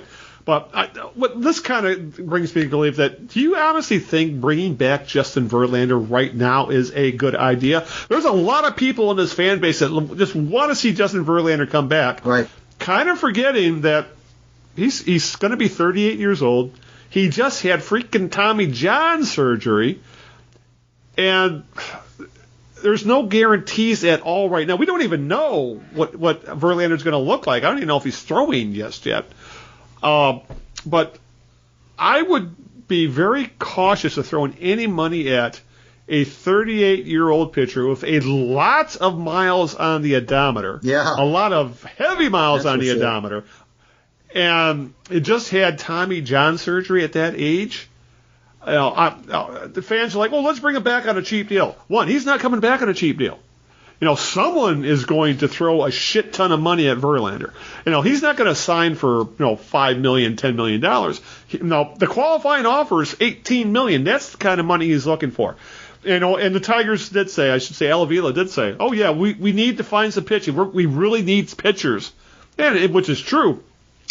But do you really need a 38-year-old pitcher coming off of Tommy John surgery, Hall of Famer or not, history in Detroit or not? I have a lot. If Verlander signs a one-year deal, shows he still has the stuff this year and goes to be free agent after next year, maybe I entertain it. Because also, we still don't know how good the Tigers are going to be. We might just be wasting money throwing it at Justin Verlander. You throw money at Justin Verlander if you think he's going to put your rotation over the top and you're in the playoffs and you're going to make a run. I don't think the Tigers are quite there yet. So, this is all cute and cuddly that Miguel Cabrera misses Justin Verlander. But Justin Verlander to Detroit, if you ask me, makes absolutely no sense right now. I agree with you. You're right. There's definitely a segment of the fans that have been clamoring for Verlander's return almost from the moment he was traded, frankly. And there are a lot of people who just believe that he's going to come back. And he made some cryptic comments. They really weren't all that cryptic. They were pretty. He said, "Look, I would love to come back." This was last spring or summer, I think. Yeah. He said, when he was rehabbing from Tommy John, he said, I'd love to come back. He was saying a lot of good things about the city and the fans, and it wasn't just one of those wistful, it would be nice, or they were nice to me, and it would be nice one day. He was kind of more than that. It was almost like that he was seriously considering it. Now, I don't know if he meant it to come off that way. It sure looked like that. And so, of course, the fans took that and ran with it. But I think you're right. I think from a strictly – and they're even talking about Scherzer coming back. And strictly that's from a baseball sense, you're right. This does not make any sense at all. It doesn't make sense financially. It doesn't make sense from – the point of view that the Tigers are, not that you can't use a guy like that. Don't get me wrong. But I'm just thinking about it from if you wanted, you just got yourself out of this salary hell. Yeah. With getting rid of all these big contracts and Victor Martinez and now you're down to the last 2 years of Miguel Cabrera. You're right. You just got to exactly. And that wasn't you weren't going to move that contract anyway, so that wasn't even right. Essentially the contract. Dropping is over with. It's done. There's nobody else you can. Right, exactly. Zimmerman was the last one. Okay, so why? Because I don't care how much Justin Verlander loves Detroit and how much he would like to come back. He's not going to come back for free, okay? And he's not going to come back on the veterans minimum, okay? We know that. Right, yeah. So you're going to have to come up with, I don't know, how many millions of dollars. You'd probably have to overpay because there's going to be playoff caliber teams going after him if he proves that he can still throw well. And I know that there's the Hinch factor and they won a World Series together and all that stuff, but poetically, yes, of course. If this were, if this was a movie, he'd come back to Detroit, lead the team to a World Series, and have a parade down Woodward Avenue and retire. I get it. Yeah. But that's not the way life is. And I think that you just got yourself out from underneath all this salary hell. Why you would want to then turn around and pump money back into, like you said, a 38-year-old. Well, essentially, he's going to be 39 when next season begins. Okay, let's never forget that. He'll be 39 when the season begins. Why you would put all that money into that, make that investment, when there are so many other people you could go out and try to get to improve the everyday lineup, the position player piece of it. And I'm not suggesting that the Tigers are the second coming of the 1971 Orioles. I mean, they don't have 4 20-game winners. I understand that. But their pitching, I still think they've got enough young pitching that could be built right. And the other thing, Al, Verlander represents a different era of baseball. He really does. I mean, we were just talking a few minutes ago about the NBA and about how the 3-point shot is the thing. Verlander is a throwback. He's and I know that's part of the appeal about him is that he still represents that time where starting pitchers went 7 innings. Yeah. At the very least. I mean, he hardly ever didn't go 7 innings, but that's different now. Right now, starters are averaging essentially a little over 5 innings a start for the most part. Mm-hmm. In the playoffs, that gets even shorter. Okay, that you almost knock an inning off of that, a full inning off of that. And so he's not where today's game's at. It's like if in the NBA you brought back Bob Lanier and put him at center because he's a great center and but that's not where the game's at right now. The game is 3-point shooting. Why you bring a guy back who represents that era of baseball where the starting pitcher didn't get pulled until the 7th inning? That's, I know that he probably will have to. Verlander will probably have to understand that no matter where he goes, he's not going to be strictly because of Tommy John. He's not going to be a 7-inning guy anymore anyway. But that's not where baseball's at right now. Baseball is, you don't need, I guess what I'm trying to say. The Tigers don't have to have a Justin Verlander on the staff to make that next step is what I'm trying to get at. I think they've got enough young pitching. They can cobble together and don't forget, you can still go out and get pitchers. It's not like he's the only pitcher available. Right, yeah. You can still go out and get other pitchers, and you don't have to, I don't think, put that kind of an investment into what he would be versus where you could put that money and help a lot of other parts of the lineup. And guys who can help you every day instead of one every 5th day. And I just don't think you need them. I know that's not going to be popular. I think people are going to say I'm nuts, but I don't think you need a guy like that. I really don't. I think, if you're talking about, do you pick up a guy like that in July, like the Astros did from the Tigers? Yeah, I'll buy that.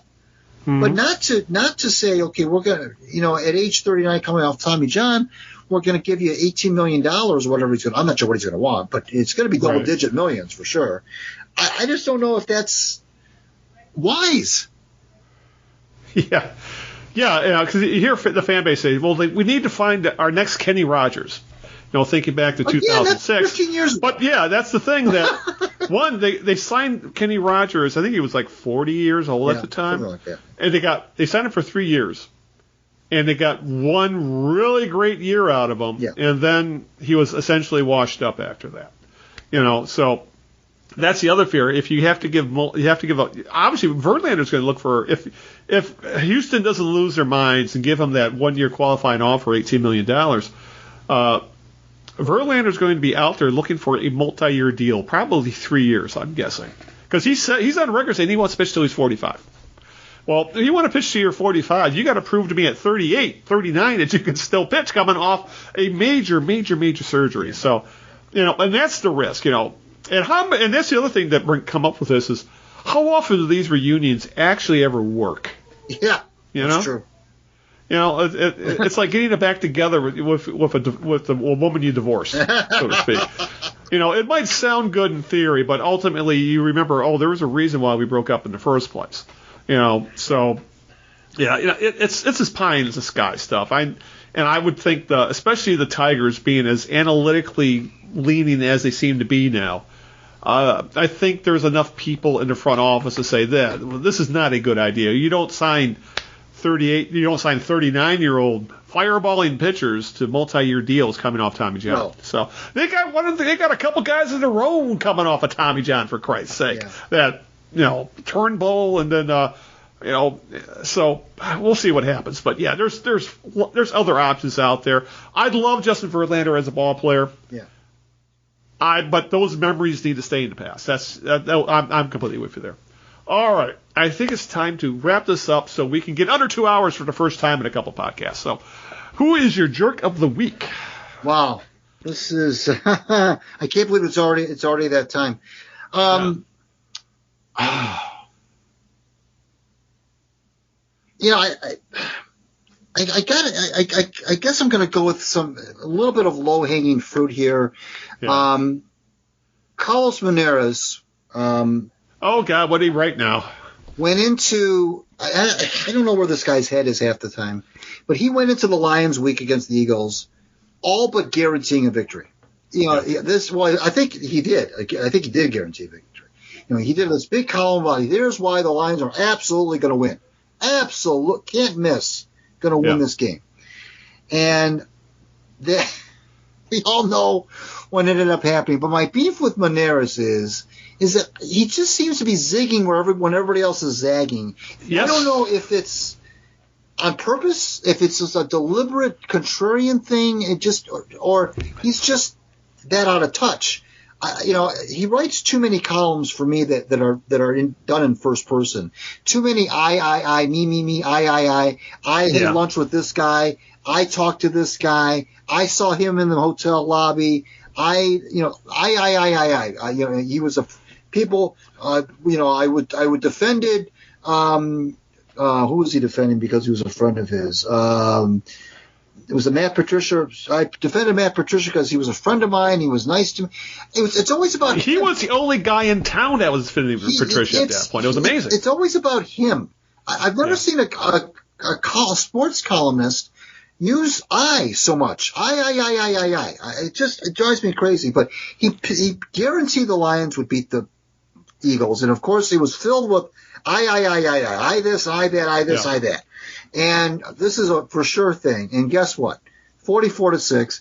I guess I just lament the days where we had really strong. I know you and I have talked about this. Yeah, we've really ranted about this. But I can't. It bothers me that it bothers me this much because I really shouldn't be giving that much credence or much time to him. But Monarrez just, to me, represents so many things that are wrong, not just with sports writing, with columnists, but the profession. It's you should never inject yourself into sports that much where it's I. People don't. First of all, by virtue of writing a column, everybody knows that that's your opinion. Just by virtue of the fact that you are writing it, and it's a column. Yeah. It's an opinion piece essentially. So you don't have to keep telling people I, because we know that your byline is there, your name is on it, we know that it's you, okay? So you don't have to keep drilling it into our heads that this is Carlos Monarrez, I. And that drives me crazy. But he just seems to be a guy, Al, that doesn't have the finger on the pulse of what's going on. He's always wrong. He's when he doesn't defend the right people, he doesn't make the right predictions, he doesn't stand up for the right things. He's just zigging where everybody's zagging, and I don't know if it's deliberate just to be that way, or if he truly is that he's been, believe it or not, he's been around this town for a good 12, 13 years. I didn't know he was, but he's been around here since at least. Yeah, I didn't know he existed until they gave the guy a column. And essentially, I'm sure he's a nice guy. I'm sure maybe I'd love to sit down and have a beer with him. But as a columnist, it just makes me sad that we've reduced ourselves. That there's you can't tell me that there's not enough talent in the industry. And I don't know what these guys have on the editors or on the publishers or whatever. And I know that this is very qualitative. It's not quantitative. I mean, whenever you're talking about people who, whether they're on the air or whether they're columnists or whether they're, whatever they do, YouTube streamers or whatever, it's hard to gauge where negative publicity enters into it in terms of making decisions, when you would let go of a guy because he's so toxic or he's so negative. In some cases, that is what is considered, what it may be considered a negative is often considered a positive because it's like the whole Howard Cosell thing. People would turn into Monday Night Football, not because they liked Howard at all, right? Because they didn't like him. It was the same thing for the. They knew he was going to say something. Yeah, Howard Stern. Yeah. Howard Stern, for example. Yeah. They did some focus groups on Howard Stern when he was in New York, and for the people who liked him and the people that didn't like him, one of the number one thing that people liked about Stern was they listened to hear what he was going to say next. The number one thing for people who didn't like Howard Stern was, guess what? They wanted to hear what he was going to say next. Okay, so that was the thing. It's where do you determine that a guy who is disliked, because I think generally speaking, when I look at the comments, Monarrez is generally disliked in this town. I mean, I don't think he's not loved, he's not liked. Say what you will about Mitch Albom. Mitch Albom still has a big following in Detroit. But I don't think that Monarrez is liked by any stretch of the imagination. But I guess it doesn't matter if the guy's liked or not, or if it's not even about liking. It's about respecting. Yeah. And I don't think that he's respected, let alone like. And I just don't know, Al, where we've fallen in where guys who aren't even respected continue to be given a voice. And so I can disagree with anybody all I want, but I can disagree with the guy and respect him, though. I can do that. But when I start disagreeing with the guy because I don't respect him, it's too bad that those kind of people are able to stick around. There are a lot of other talented people who may not be getting a shot. Yeah. Did you hear that whizzing noise? That was Joe Falls spinning in his grave over the state of columnists in this damn town. Yeah, Detroit used to be loaded with great sports writers, especially columnists. And like the Lions beat writers, I think they're all pretty solid in this town, and most of the Tigers beat guys are pretty good. But except I don't like McCoskey, but the other guys I have are pretty solid. But after that, I think if you ask me, most of the best sports writing, at least for this area, you have to go to The Athletic. You have to pay for it, which I don't mind doing. I mean, I pay for The Athletic every month just so I can read the stuff they're putting out. Even though they're not, who knows how well they're doing. There's rumors that they're trying to sell that to DraftKings or one of the other gambling sites because they're not making money. It's sad, So yeah, I'm with you there. I have no complaints. We should name it the Jerk of the Week award, the Carlos Monarrez award. So.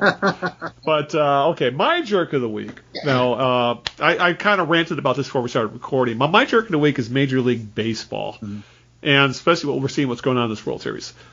These are two teams, two fan bases, a series that there's no one likable. Literally, I don't know if there's anybody likable going on with this right now. You got the Astros, who were busted for cheating. Okay.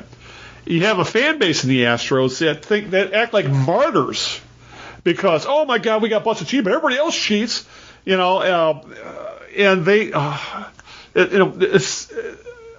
the attitude of the Astros fans being victims. The fans didn't do anything. People are pissed because the players cheated and they didn't get punished. The only people that got punished, one of them is working for the Tigers right now, and A.J. Hinch, he actually fell on the sword for the team. And so you got that fan base who act like martyrs over a cheating scandal that has actually been proven. Then you got the Braves, who have an absolutely. I'll just say this about the tomahawk chop. At best, it's bad appropriation of a culture. At worst, it's racist. Right. It really is. And and you know that fan base is constantly doing it to own the libs or to piss people off, wherever you want to do it.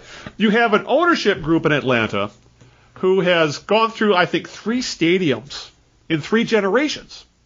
Now, they've gone from Fulton County to the Olympic Stadium. Right. Now they built a freaking palace out in the suburbs. Yeah. Literal. We need to get out of the city, go to the suburbs. It's like they built a stadium much like would be out in Oakland County, essentially here. And took the government for billions in tax credits and bullshit like that. And then they welcomed Donald Trump to do the tomahawk chop in Game 4. And Trump was there just to get on TV doing a chop to piss off the libs. That's what they live for. So you got that, and don't even get me going on the Braves imagery or the name Braves for that matter. There's a reason why there's no longer Redskins. There's no longer going to be an Indians. Yet the Braves are You got that going. Then you got games, Greg, that start at 8:10, 8:12, and are ending at 12:30, 1 o'clock in the morning. Right. If you got to work, you're not watching the games. Yeah. You remember when we were kids? I'm not saying every game needs to start at 1 o'clock in the afternoon, but when we were kids, I think the last afternoon game ever played in World Series was in 1984. I think that was a Saturday afternoon game, if I remember right. Yeah. And a 10-year-old could stay and watch the whole goddamn game. Right. Today, it's a school night. The game. Let me bring up the game right now. Let's see. Let's see if it's in commercial. It would figure. But I would bet you right now that game's probably only in the third or fourth inning, if that.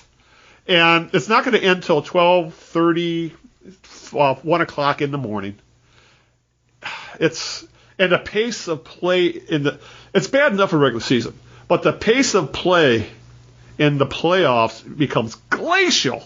I mean, I have a 3-hour game in a regular season is bad enough. Yeah. When you get in the playoffs, every damn playoff game, World Series game, is a 4-hour slog. So you got that issue. Right. And then I'm stuck listening to John Smoltz on Fox. He's essentially Jack Morris on steroids when it comes to how much he seems to not like today's game, and talks about the old days, how everything was so much better, let alone Smoltz is an anti-vaxxer.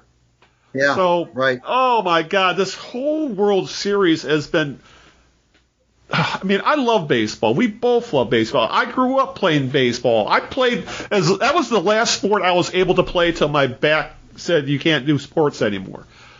And to see what it's middle of the third inning. So they're actually moving at a pretty good clip. They'll be done by 11:30 maybe, but I don't know, Greg. It's baseball in a lot of ways is broken. They have an absolutely craven, capitalist, greedy commissioner who essentially makes every decision based on how much money is this going to make. We have Major League Baseball. We both know a month from now there's going to be a lockout because the owners, more than anything else, they want to lower the luxury tax threshold from, I think, $220 million to $180, which is essentially a salary cap. So we know there's going to be labor unrest in a month from now, which I'm sure we'll be talking about. Baseball is so screwed up at the top that it's no longer America's pastime. America's pastime is football. God help us all that it's the national pastime at this point. But this World Series, Greg, really is everything that is wrong with baseball in one ugly little package that lasts 4 hours every damn night. So my jerk of the week is Major League Baseball, the Atlanta Braves, the Houston Astros, Fox TV, and everybody involved in giving us an absolutely unwatchable World Series. That's my jerk of the week. Couldn't have said it better. You're absolutely correct. These glacial is a great word. I love it. You're dead on. It's too bad. And it's too bad that they can't toss us a bone every so often. I mean, there are still day postseason in the playoffs. Right, in the playoffs. Too bad they can't toss us a bone.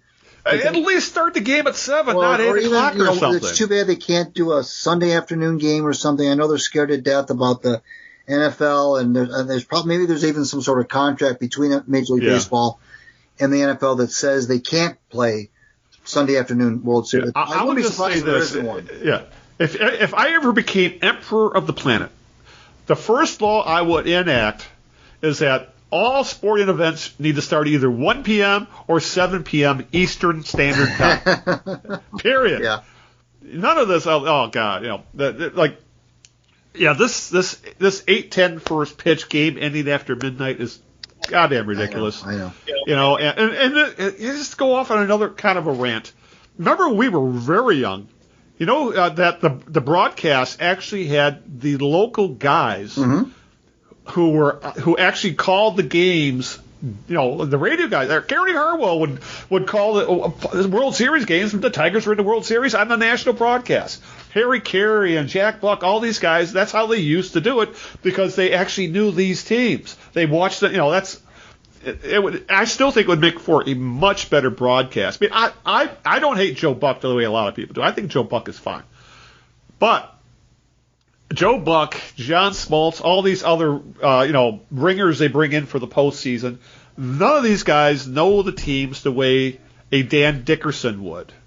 Or as much as I don't enjoy Matt Shepard, as much as Matt Shepard would. And I'm sure the fans of these two teams watching these broadcasts probably feel the same way, saying if they had the opportunity, they would rather listen to their radio broadcast and turn down Buck and Smoltz, especially Smoltz. Smoltz is awful.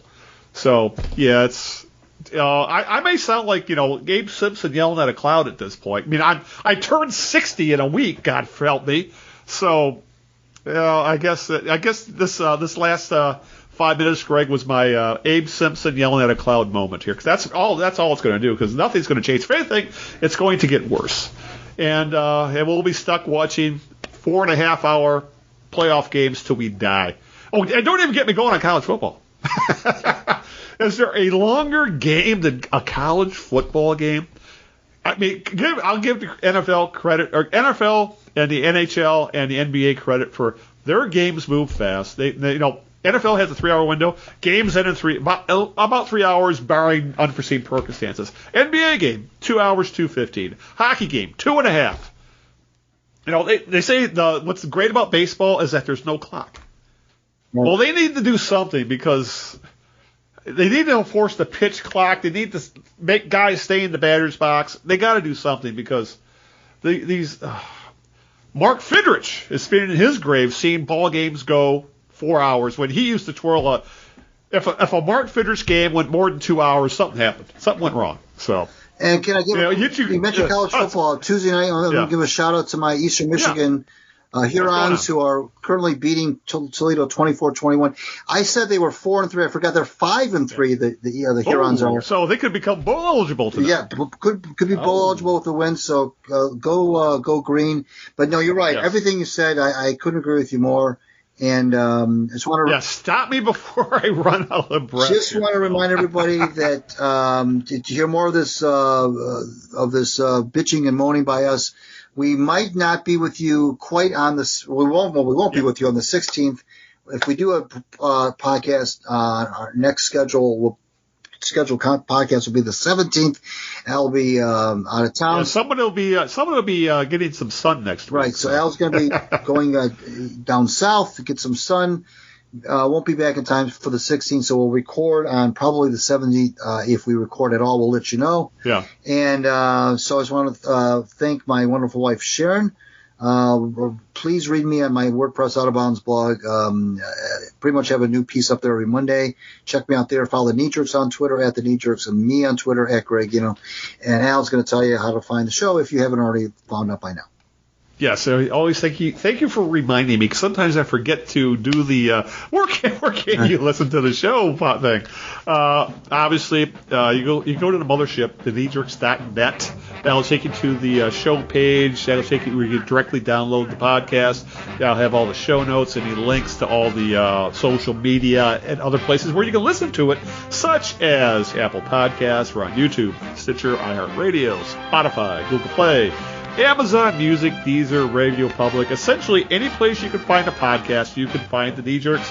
Just search the Knee Jerks. Just search Eno and Big Al. Just search the Knee Jerks, Eno and Big Al, and you can listen to the podcast on the app of your choice. So, and please do, and always like, subscribe, hit the button, just whatever those YouTubers like to say, you do that. Yeah, do what they say when it comes to the podcast. So, what's it? Like, subscribe, comment. That's it, and hit the button, whatever. So, with that, hopefully we'll be talking to you in a couple of weeks. Depends on my travel schedule and if I have time to prepare.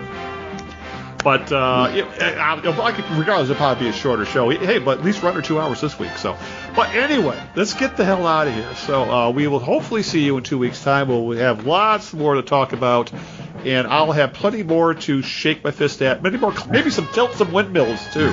So until that time, with my friend Greg Eno, this is Al Beaton saying good afternoon, good luck, and aloha. Ciao, everybody. We'll see you in 2 weeks, in 1 day.